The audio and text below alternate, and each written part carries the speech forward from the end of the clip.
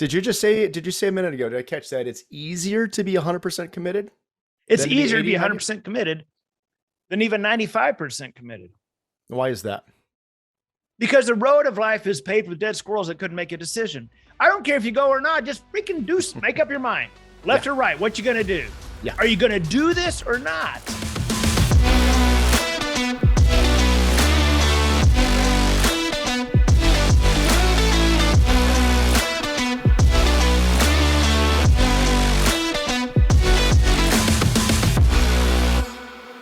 All right. Hey, everybody. John Jackson here with our guest, Jesse Mills on the Creative Cash Flow Podcast. It's mine. It's my show. Well, someone's got to kick this thing off. Might as well be me. Anyway, I'm really excited to be here with my good friend, Jesse Mills, here in the Creative Cash Flow Podcast. Now, and since Jesse has not done any job, he hadn't even done a horrible job. He's done no job introducing me. I'll introduce myself. You know what? Let her rip. You're the best. Yeah, would you shut up for a second? Would you shut up? Here we go. So anyway, my name is John Jackson out of Fort Worth, Texas. I've done lease options since 2003. That's 19 years for most of you all, depending on where you went to school at. But so 19 years doing lease options, specifically lease option assignments. So I've been around a very long time. I know I look beautiful and young. I look like I'm 28, feel like I'm 12, but I've been doing this a long time. The great thing about lease options is that especially the way I teach them, is you can work with beautiful, pretty houses, no money, no risk, and you're the plan B for sellers. And so we work with beautiful houses, don't negotiate, there's no competition, and we work with buyers. We work with sellers that can't sell, buyers that can buy. That's what I specialize in. That's my shtick. And there you go. But having said that, what I really, that is what it is. That's my real estate shtick. But what I really enjoy is diving into the psychology of success. So I've coached students since probably 2008, 2009. Some of the people I've coached, you would know who they are, that I've worked with is teaching my lease option system. And along the way, I've taught people that I've given them X, Y, and Z, said, do this, this, and this. They've gone out and been very successful. Like literally, 6 months later, they have their own course. I mean, they crush it. I give the same information and even more hand-holding and more pushing to some people, and they literally do nothing with it. So years ago, I dove into why is that? Why do some people succeed and why do some people fail? Mm-hmm. And I dove into that, and I dove into even more recently the psychology of that. And I think that's so important, whether you're doing real estate or a crypto or whatever it is you're doing to create, in this case, creative cash flow.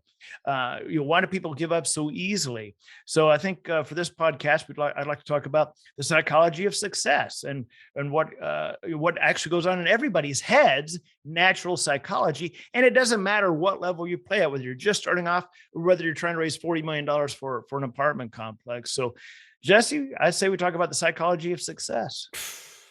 Well, when you say this, I'll probably talk at the end, and then you just get to run for like 90, 120, 180 minutes. I don't know. What are we doing? I'm free till 4:30 today. Right?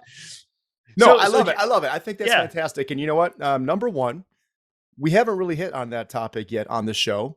Number two, you know what? Anybody that knows you, and a lot of people know you, they know what you do. They know your thing. If they don't know you and they don't know your thing, I know they will by the end of this damn episode, but that is so crucial. It is so crucial. And that does, at the end of the day, that's what it's really about, is mindset.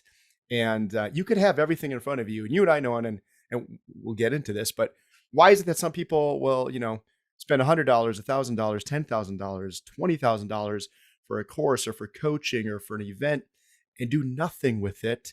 And how come some will? Right? And how come some are saying, God, I'd love to just get one done.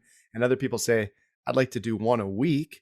And you have those difference of opinions and strategies. And that's really what you need to know, because everything's out there, man. Let's be honest, right? It's the year 2022. There's you can schmoogle anything. Internet's for free. I mean, I haven't been to a public library in forever, but I'm pretty sure there's internet there. Is there not? At a public library? Yeah. It's free, right? Like, I'm pretty sure all the answers you need to anything is right here. So do you want it? How bad do you want it? And are you willing to go find it? But then Action, take action, right? That's it. So Yeah, and it's so easy to say, everybody has access to all the information you need, and it's just a matter of taking action. But saying you just got to take action, although it's true, but it's also very vague, and people don't. It doesn't give something tangible to work with. That's absolutely true. And so let's start off with people that have not done their first deal. Of course, I'm in real estate, so when I am working with students, and they say, oh, I just got to get that first deal. I'm just trying to get that first deal. If you're approaching it that way, oh, I just got to get that first deal, then you're going to suck pond water from a duck's ass. The reason being is because you're actually going at it from an aspect and a feeling and a psychology of lack. Oh, I just got to get that first deal. You're not approaching it as a business. That is not how a business operates. A business does not operate on, well, I hope I just get one customer today. No. If you have a so true, man, a carpet cleaning business, or I don't give a crap what it is, a carpet cleaning business. Okay. You don't go, well, I just trying to get that first customer. I just got to get that first carpet to clean. No. So take me in real estate. It's a business. I approach it from a business standpoint. My name is John Jackson. My company is Leasing to Buy. We specialize in lease options. I average 3 to 5 lease option assignments per month. We make an average of $12,000 to $16,000 per assignment. This is my marketing methods. Here's my exact marketing techniques. I do this direct mail. I do this with texting. Boom, boom, boom. This is how many pieces of direct mail we send every 3 weeks. This is how we pull the list. This is how many text messages we send every week. Here's where we pull the list. Boom, boom, boom, boom. That is a methodology. That is a business. I don't go, well, let's try to get that first deal. No, you approach it as a business. So true. So quit out there. If you're out there whining and crying about, oh, just try to get the first deal, then you're going to suck because you're not approaching it as a business. Either you're in business or you're not. Right. I love that.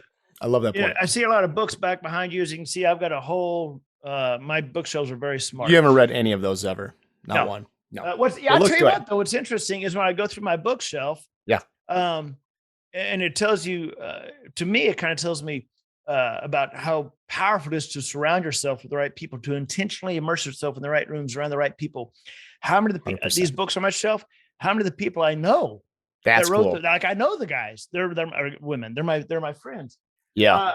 So I'm gonna throw out some books here for your audience here. Ooh, I like it. And so this is one of the first books. Well, let me say this: if you're going to be in real estate, the first book you're going to get, it was written by a good friend of mine right here. My friend Robert Allen wrote this book, The 1 Minute Millionaire. Ooh, there it is. If you're going to get in real estate, get this book.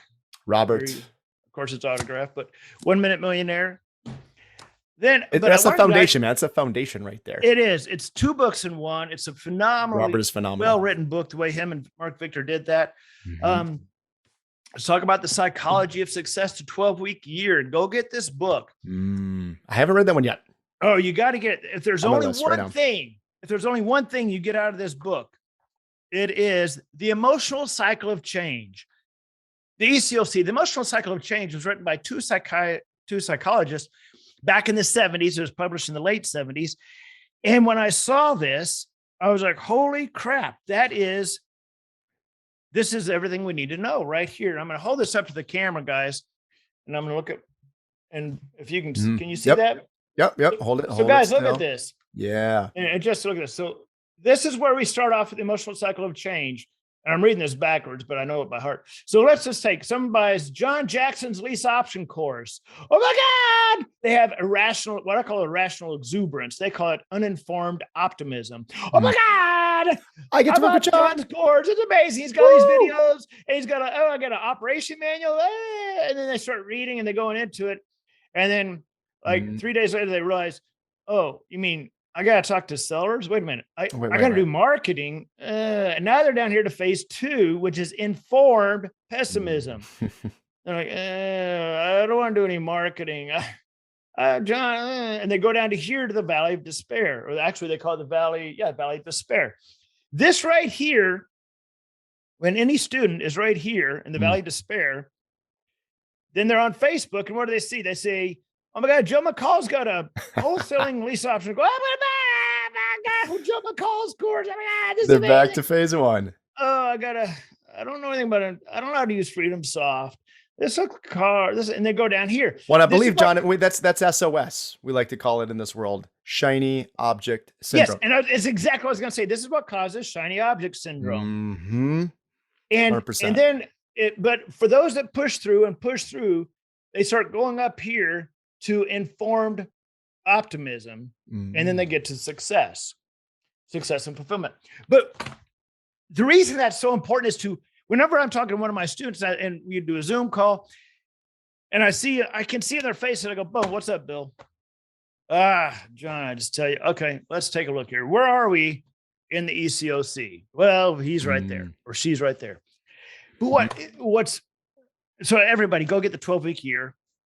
Phenomenal book. Just downloaded a sample, and that's my teaser. So I got it. It's on my list. All right. Now here's the thing, though. It doesn't matter what level you play at. This is psychology.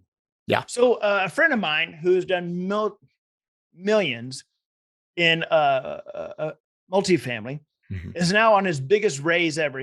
There's a student housing complex trying to raise 40 million for it. So he's very successful. So you think life would always be like, woo, way up here. No, you're not just going to give it to him. That's kind of rude. Yeah. So now, right, he's like, oh man, trying to raise 40 million. You go through that valley of despair. I'm going through it right now, redoing my coaching, the marketing and everything and sales for my coaching and info product and all that. So what happened was I was, doing pretty well, and I was like, I'm going to bring on this new team and do Facebook ads, and we're going to crush it. We're going to crush it. We're going to give us a month, man. We're going to be crushing it. And then a month goes by, and we can't even get the ads out because Facebook shut us down. And in 2 weeks, 3 weeks, 4 weeks, 5 weeks, I've got tens of thousands of dollars now invested, and I'm down here. I can't tell you how many times I've looked back here going, I need to go back to what I know.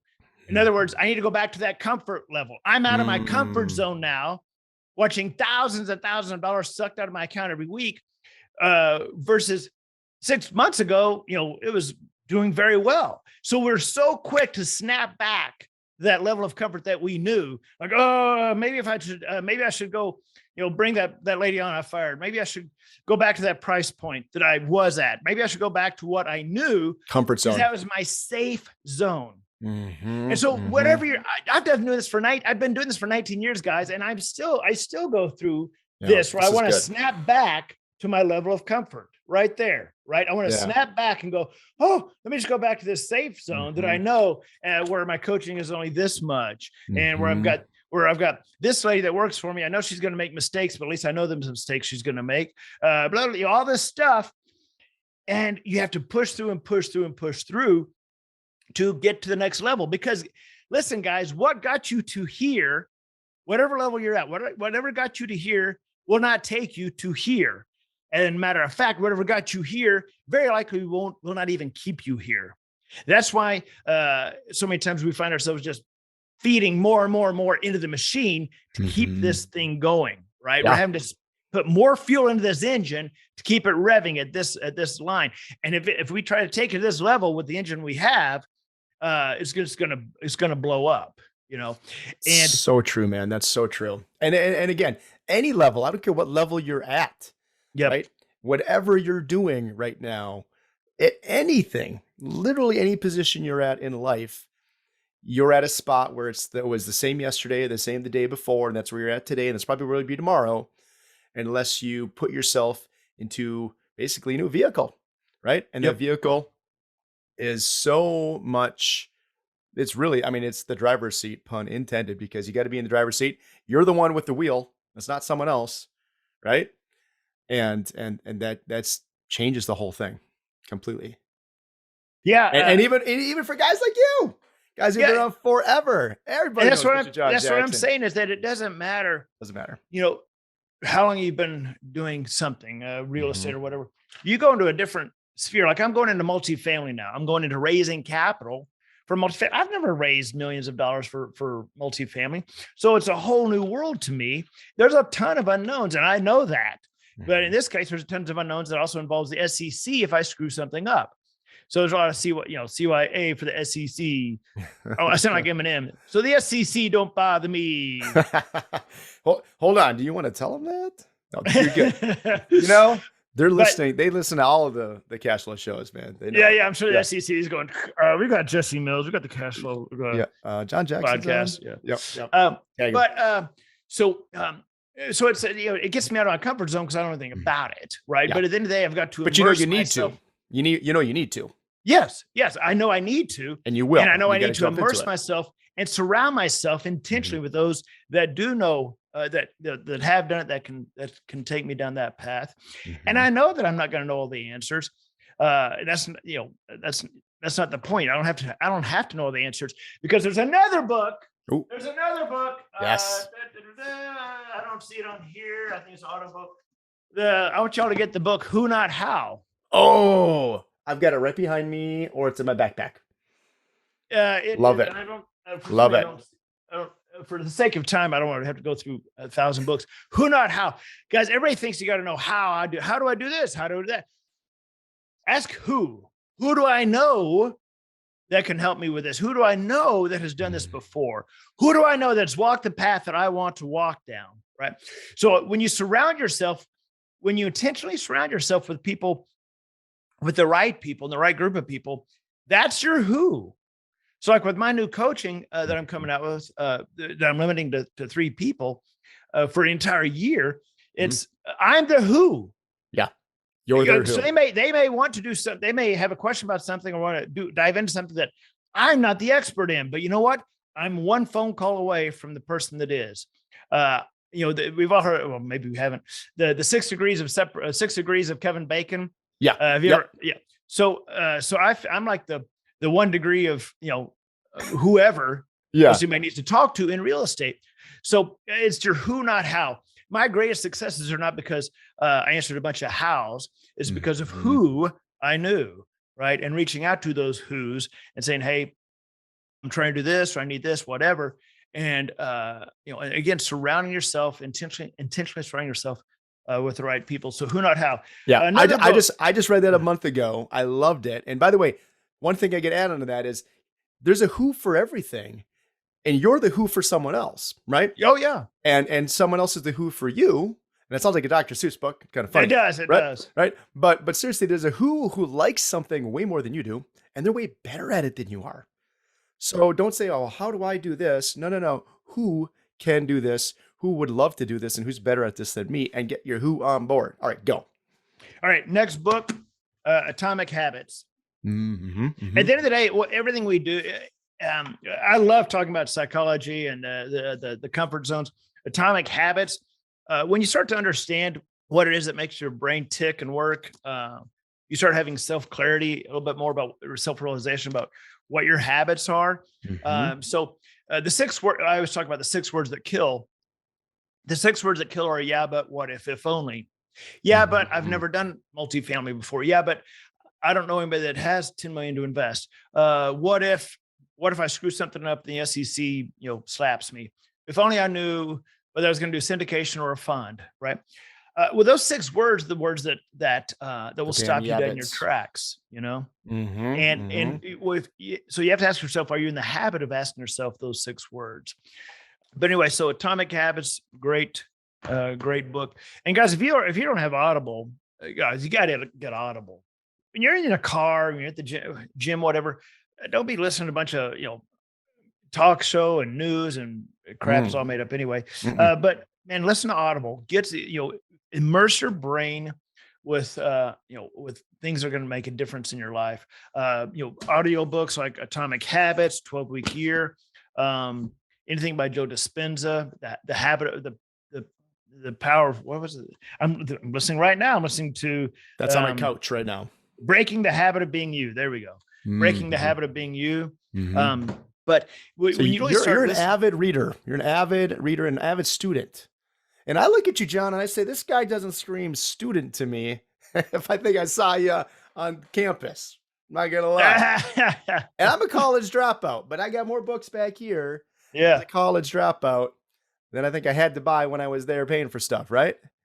Because it's fun to learn. It's fun to learn when it actually makes a huge difference, and you see it, and you feel that's for me, right? It's impactful, and you can see like, oh, this guy's doing this gal's doing this. If it works for them, it should work for me, and you can see where it's going to take you, right? Yep. And then when you start seeing it translate into dollars and into time and into freedom, into relationships, right? And then I say, well, John's a pretty successful guy. I know all those books are fake, but he's doing something right. So if he's reading it, I should read that too. I love it. I love it. You know, right here beside, I've got this whiteboard over here with specific goals, targets, etc. All of them I've essentially hit. But anyway, one of the things I'm going to show you, and guys, you may want to get your cameras out, take a picture of this. I'm going to hold this up to the camera. This is so impactful.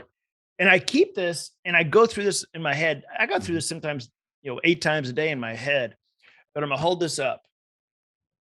What is it I can control? Mm-hmm. What am I seeking to control that cannot be controlled? What could I control that I'm not currently controlling? Yeah. What's not being done in my business that if it were being done would dramatically change my business?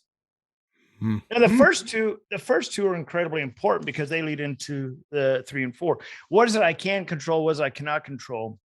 And you have to understand in your business and in your life, what is it you can control? What is it you cannot control? So many times, one of the things that causes anxiety is thinking you can control everything, and the truth is you can't. And you have to understand and realize, oh, you know what? Yeah, I cannot control that person. I cannot control that situation. I cannot control this.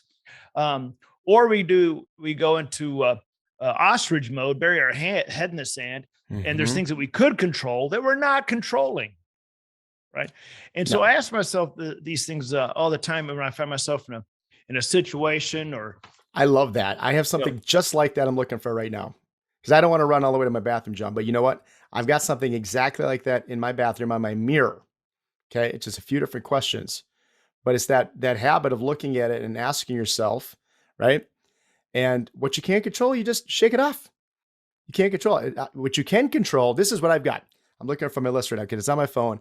I just took it the other day because I was using it for something else. On my bathroom, okay, my bathroom mirror every day. I can control my actions, my thoughts, my emotions, right? My direction in life. So you can't control anything else. And I don't even want to put the can't in there, right? Because then you start thinking, well, Jesus, I can't control this. I can't control that. But what I can control, I can choose to feel, act, think, right? React. And that is, you have power. Because I think when people feel powerless, people get scared. Like that's when you go in ostrich mode. You don't have the power and you don't have the control. And I mean, gosh, the last couple of years has been pretty crazy for the world. And I mean, the world's tough enough normally. And then you throw in what we've all been going through, right? So people, when they don't have that control, the fear sets in and anxiety, and holy cow, it's tough to do. What I say is be intentional, be committed. Everybody go Google the commitment quote. Go Google the commitment quote. I've got a phenomenal video of myself and Robert Allen where he's doing the commitment quote. It was written by a gentleman who is in the middle of climbing Mount Everest. And I won't say the whole thing, but it says, until one is committed, there's hesitancy, the chance to draw back. But Google the commitment quote. You've got to be committed. It's far easier to be 100% committed than 95% committed. If you doubt me, look at any marriage that sucks. Look at any marriage where there's issues, any relationship there's problems, because they're not 100% committed. They're 80%, 70, wishy-washy, 70%, whatever. They're not 100% committed. So true. So far easier. It's so much easier to be 100% committed than 90% committed. And there's been so many times where someone's come on to me as a coaching student, and I've seen immediately that they're like 90, maybe 80% committed. I'm like, you're not going to make it. I had to refund, and I've refunded their money. Like, you're not going to make this. Did you say a minute ago? Did I catch that? It's easier to be 100% committed. It's easier to be 100% committed than even 95% committed. Why is that? Because the road of life is paved with dead squirrels that couldn't make a decision. I don't care if you go or not. Just freaking make up your mind, left or right. What you going to do? Yeah. Are you going to do this or not? You know what? And maybe this is our boy Joe McCall, or maybe he got it from somewhere else. But the answer is always action. The answer is always action, right? Mm-hmm. Even if you're on the wrong path, hey, you're making some movement, right? You're going in a direction, and you can figure that out. You'll figure it out by going down the wrong path, but then you go, okay, well, this is the wrong path. But you just sit there, you get hit by the car, you're the dead squirrel, right? Yep. You got to take action. And then momentum. So, let's talk. Can we talk about momentum for a minute? Yeah.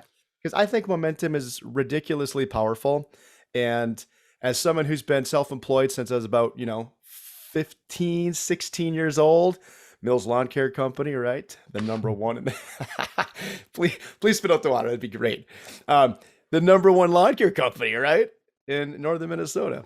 Okay, in my neighborhood. But you got to fire yourself up. You got to have motivation.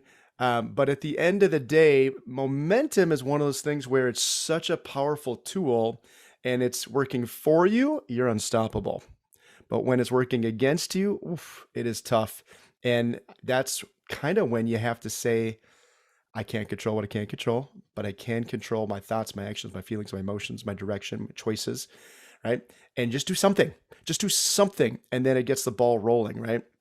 When I talk to my students about getting started in our program and what we do, I'm like, look, at first you're pushing the snowball and you're pushing it up the hill. And it is heavy and you're going up the hill, but pretty soon it gets bigger and bigger and bigger, and it starts to getting to the peak, and then you're going downhill. And now that sucker is getting bigger and going downhill, and you're trying to keep up with it. But you got to get it there first, right? And I think momentum is super powerful. I know for me, and I know the way you teach, John, I think it's super important to get those quick wins out, right? We got to get those quick wins, and you almost have to trick yourself, right? Like, what can I say? Hey, I'm successful today because I got A, B, C done. Maybe it was little, but those little things carry you forward to make that next call or that bigger call or to keep going. You know what I mean? Yeah. And I think so many times people think that it's supposed to be, it's supposed to be easier than what it actually is. When I look at what I'm doing, I'm guilty of that as well.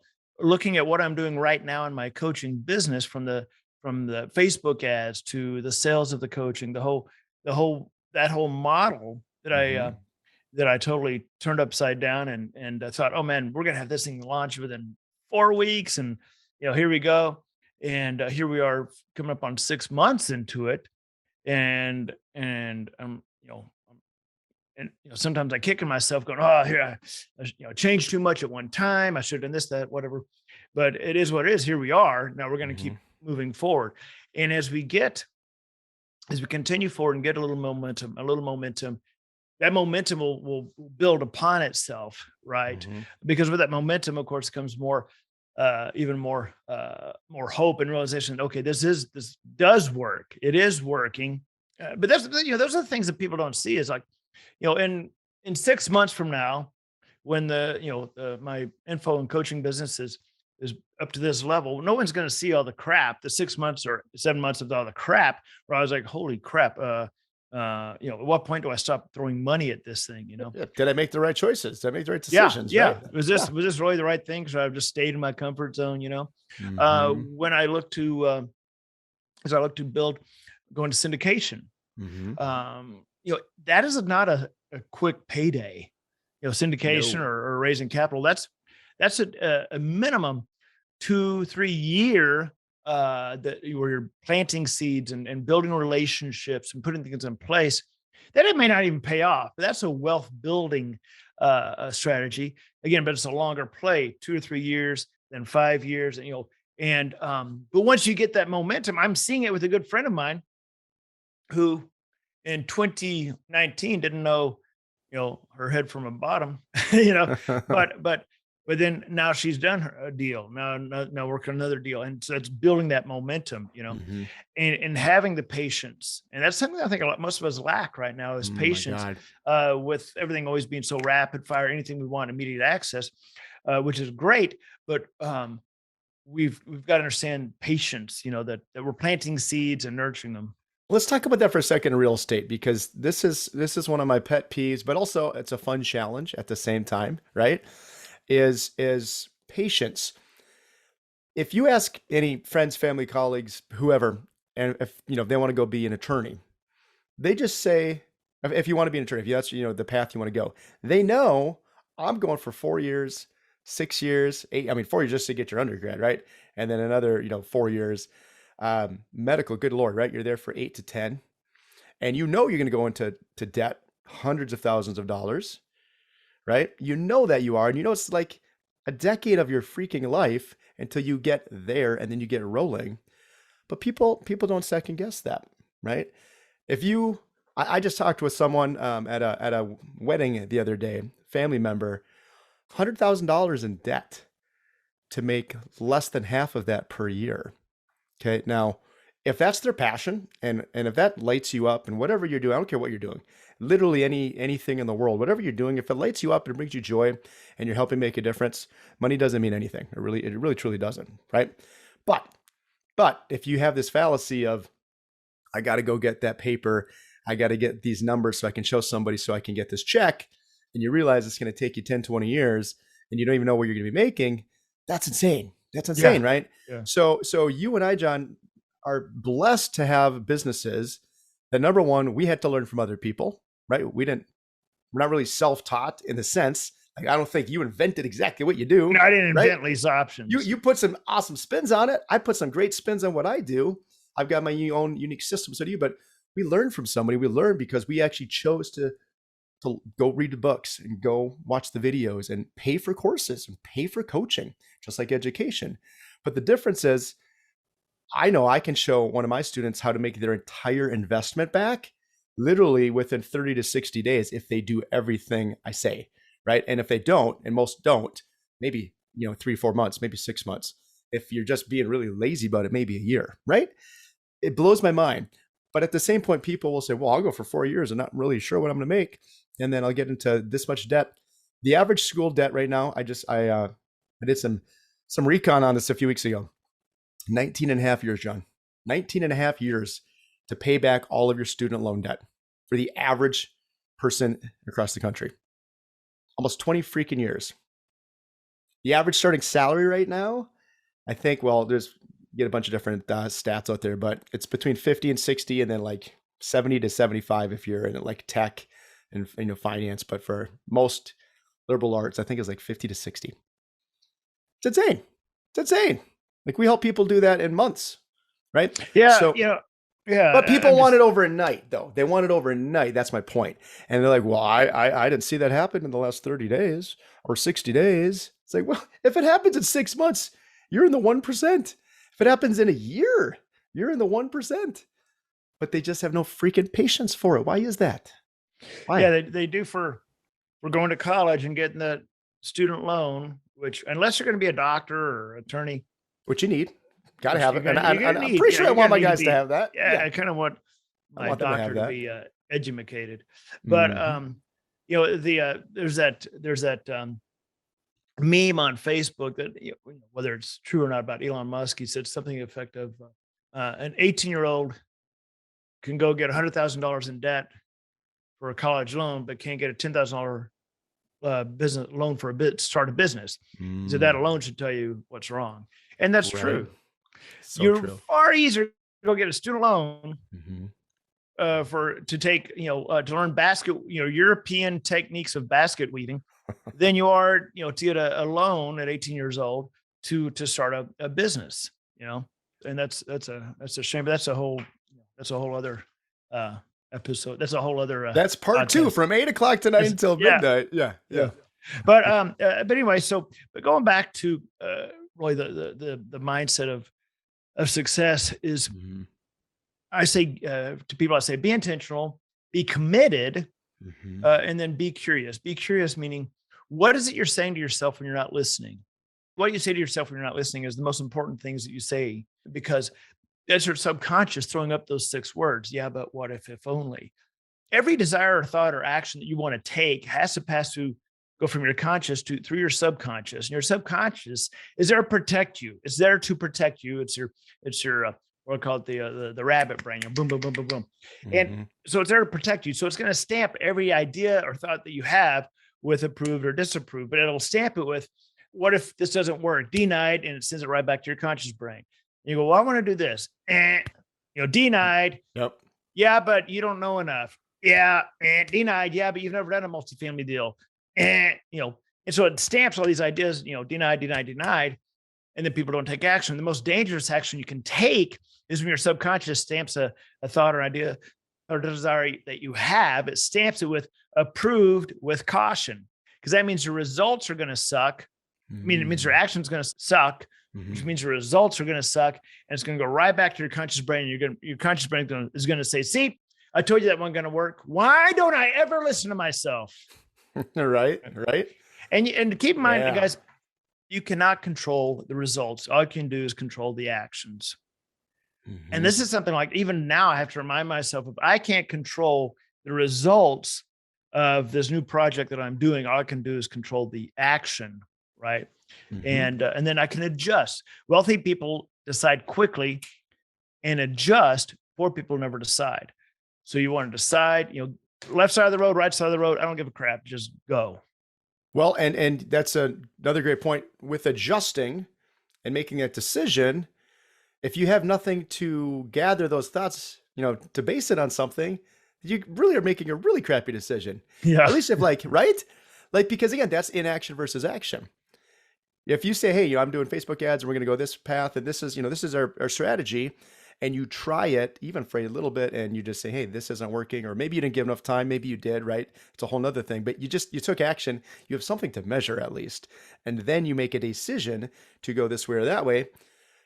At least you got something to base it on versus just no action whatsoever. Or, hey, my uncle said, don't be a landlord because he was a landlord once and the people burned the house down. Well, your uncle didn't check credit and do background checks, and it was his first time. Whatever. Like, you don't know the whole story, right? Like, you got to have the data, but you got to take action, because then you can make decisions based on things that are happening in results. There's no results, there's just no action. Well, man, I think this has been a great show. I appreciate you having me on here, man. Any should I give some final parting words? Do you have time for maybe another 5 to 10 minutes? Because I got a couple of questions I want to ask you about your program and your students. About 5 minutes. You're getting Fantastic. 5 minutes of John Jackson. 5 more minutes. Woo! All right. And in order to make it through this, because John finds Jesse so boring, I'm going to take 10 hours of energy to make it 5 minutes with Jesse Mills. So, okay, your top successful students, John, what are they doing differently than everyone else? And obviously this is not rehearsed, because you got to stop and think about that, right? But what separates them? One of the great things in this book, The Atomic Habits, one of the great things in this is, you do not rise to the level of your goals, you fall to the level of your systems. Have a system. Have systems in place. Don't just go at it with no idea, no roadmap, no system. I don't give a crap about your goals. Tell me the systems that you've got. What is your system?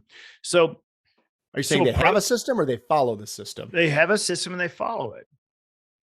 So, for example, when I was showing, we have a marketing, we use Joe McCall's marketing scorecard. I took that scorecard, made a lot of tweaks and adjustments to it, because all the formulas were the same for the most part.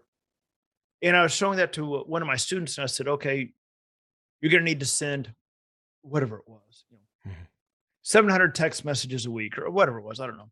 700 text messages a week, 800 pieces of mail every 3 weeks, whatever that was. But there you go. He said, oh man, John, you don't understand where I live. That's a lot of text messages. So he's already putting up, I can't do it because you don't understand, John. So I said, okay. Already got the roadblocks. Yeah. So I said, okay, how about this? You're approaching this from an angle of lack. I can't do that many, that you don't understand, John, 700 text messages a week, blah, blah, blah, whatever. So let's forget about that. Let's forget about, let's say his name was Tom. Let's forget about Tom's real estate business. Here's the deal, Tom, I'm going to hire you for leasing to buy. I want to hire you as my marketing director. And your job for my company is to send 700 text messages a week. Here's where you're going to get the list from. You're going to pull them from here, put them into a CSV, boom, boom, boom, put them into this platform, send this message, and I need you to send 700 a week. That's the texting. Now, on direct mail, I need you to pull a list from here, export CSV, upload to this website, select this mail piece, and I need you to send 800 of these pieces every 3 weeks. All right. Now, do you think you can do that? You'll follow these steps. Mm-hmm. I need you to do that. That's what your job is. I'm going to hire you to do that. I would like you to hire, I'm going to pay you. I'd like to hire you to do this. Do you think you can do this for me? He's, oh, well, yeah, I can do that. There you go. So if you slap the word job on it and you got a guaranteed check, yep, then the blueprint's pretty clear. Yep. But if you take those two things away. Yeah. So I ask people, my students, if they're flipping and flopping and floundering, go, if you hired yourself to do the marketing, if you had hired yourself to do the marketing for your company, the marketing director, would you fire yourself? And everybody go, yeah, I would. Sure, because you're not doing the job. Yeah, that's huge. That's huge. You got to have it, and you got to believe in it, right? And I think the other thing is just belief. Belief that it works, and then following it, and then God, block it out, man. Time blocking. Do you time block, John? I don't time block. Which is, if I did, I'd be more consistent with my podcast. Honestly, I have a podcast, and you and I were just talking about this. How I'm not consistent. You have a podcast? I have a podcast. Oh, I was on that podcast. Thank you, sir. Yeah. It was by the way, your interview was your highest listened to. Not one of the highest. It was the most deleted podcast. Yes, most deleted ever. But yeah, so I've got a podcast, the Lease Option Experience. So I don't time block. What I do is I don't. I've got my to-do list. And one of the things I'm trying to be more conscious about is saying, this stuff, some of the stuff is not that important. There's the 2 or 3 most important things, and I'm going to get these done.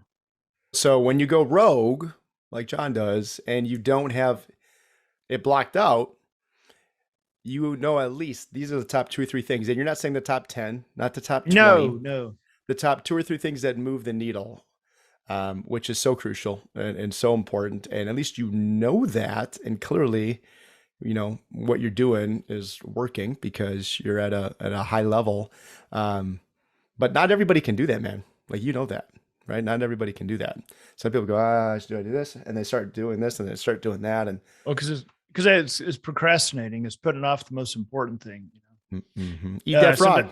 Sometimes the most important thing is a difficult phone call you have to make. Sometimes the most important thing is going to be a challenge or painful thing, and you're putting it off. Why do you got to keep talking about my show that way? All right. Thanks for doing what you had to do, man. All right, Jesse, we got to wrap this up, man. We've been going for 3 hours. John, you know what? I've got a very, very VIP guest that's waiting in the room right now, so I got to go. But I appreciate your time. All right, man. Thank you, dude. Always good to catch up. Where can people find more of John Jackson? Yes, you can go to leaseoptionclasses.com, leaseoptionclasses.com. I've got a lot of training videos on there. It's connected. It's got some YouTube. It leads to my YouTube. A lot of videos there. You can actually get my entire course there as well. Leaseoptionclasses.com, and you can reach me there as well. Beautiful, man. Thank you, as always. Always fun. I appreciate it. And great to see you a few weeks ago. Thanks for being here today. And we'll talk again real soon, man. Take care, Jesse.